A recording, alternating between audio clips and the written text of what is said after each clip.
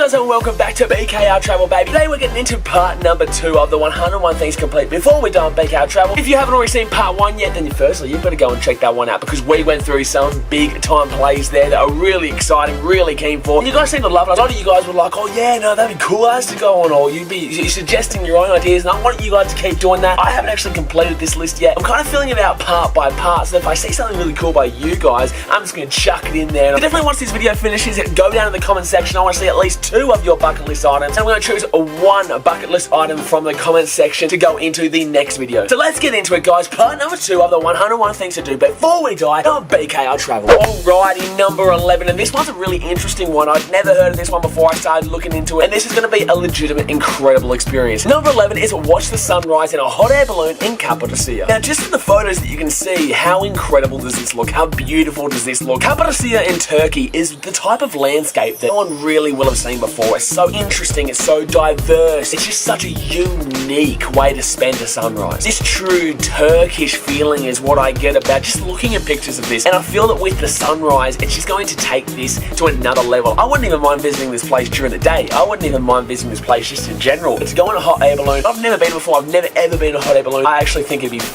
freaking crazy, mate. I think it'd be freaking crazy. It's starting to get a little bit more insane. Like this one, this is insane. Like this next one is insane. You have to be crazy to do it. But what's the good thing about what I just said? Let's think about it. Let's think about it. Let's think about it. I am crazy. The BK Army is crazy. Number 12 is a volcano boarding in Nicaragua. Basically, what volcano boarding is you're going down an active volcano. Yeah, no, you heard me right. You're going down an active volcano. You're surfing it on a little plank of wood, 30 miles an hour. How much fun does that sound? Yes. If you do crash, it's going to hurt, and yes, you are literally climbing up an active volcano, so it can erupt at any second. Not that it probably will when you're there, but it could. That's the thing. Basically, with this volcano in Nicaragua, it's actually quite new. It's like 161 years old, and it's about 2,300 feet up, so you have to hike it up. You have to hike it up. There's no elevator, guys. There's no elevator. It's very slippery. It's not exactly the easiest mountain to hike up. So as long as we don't die, this is probably going to be one of the most insane experiences on this list. Number 13, and not too far from Mexico, not too far from Mexico, that's where this one is. Number 13, and not too far from Nicaragua here, we're heading just up the coast of Central America into Mexico. We've got swimming the Yucatan Cenotes. So with every single one of this list, I try and put on the accent of the local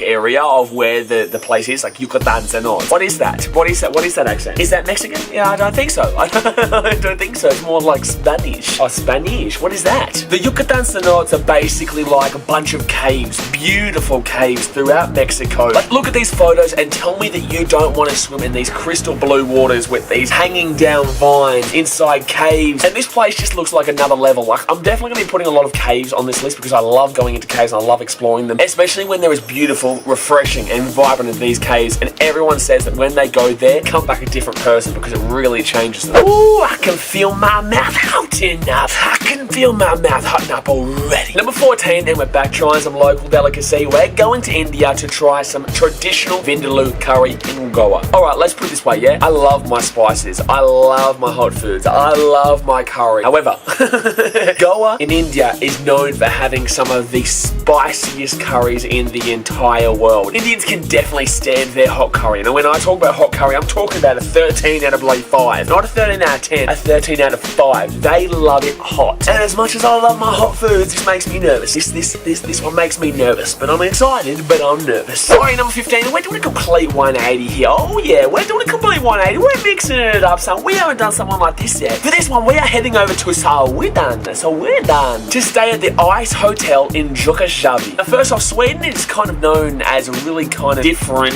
country. It's like Norway, Finland, Denmark. It's kind of in that bracket of quirkiness, if you can put it that way. And this is definitely quirky. You're literally staying inside a hotel, which is just ice. Very quirky. Some of the rooms in this place are just, wow. Really, it just kind of seems like you're staying in a large igloo, which is awesome, which is just something that I never would have thought even was a thing. I didn't think this was a real hotel, but it is, and I'm excited for it. If anything, it kind of makes me feel like, you know, the Chronicles of Narnia where the Queen lives in that massive ice castle. I feel like this is exactly what this place would be like, just without an evil queen. Yeah, just without the evil queen part. Number 16, and we're actually really close to Sweden with this one, not too far. Probably could do this in the same trip, to be honest. We are heading over to Norway to camp underneath the Aurora Borealis. Borealis. No Simpsons joke, please. No Simpsons joke, please. Aurora Borealis is like an electrical phenomenon in the absolute north part of the northern hemisphere. It's like greenish lights in the sky that just illuminate the sky into green, to do with atoms and the sun and just I don't know what goes on up there. It's just all about like charged particles and then coming atoms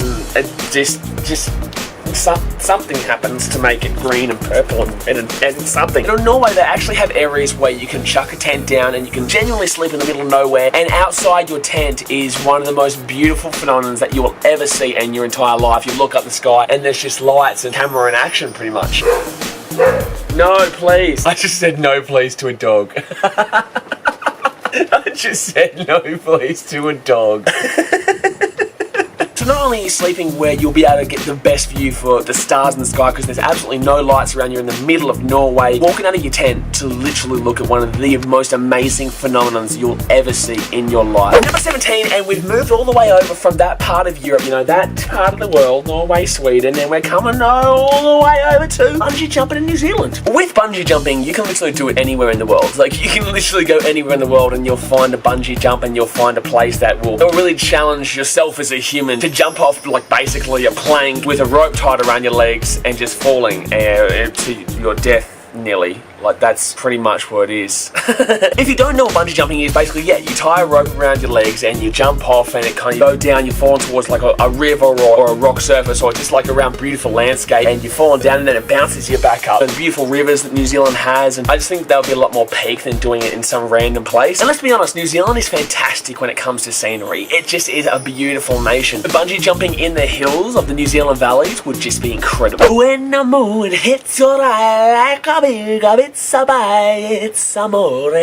When the moon hits your eye like a big it's amore. If you didn't guess it, number 18, we're heading over to Italy to ride a gondola in Venice. There's not really too much to explain about this one. Gondola in Venice is one of probably the biggest bucket list items that pretty much everyone has. Venice, if you didn't know, is a floating city in Italy. The water's actually rising at like an alarming rate, and Venice might actually disappear within our lifetime, so we actually might have to get a little bit of a move on with this one. Like I was saying, in Italy, Venice is a floating city, and the only way that you can kind of get from place to place is by gondolas and by little boats. I don't think I'm going to do this one until I find a partner to go to Venice with, because it's more of a romantic experience. It's just very romantic as someone's paddling the gondola and you're sitting there with your loved one. You're kind of going throughout the little canals and stuff, and it's more of a romantic experience. So beautiful romantic Italian songs, paddling the gondola, and I'm just sitting there like, wow, this is amazing. I wish I was with someone.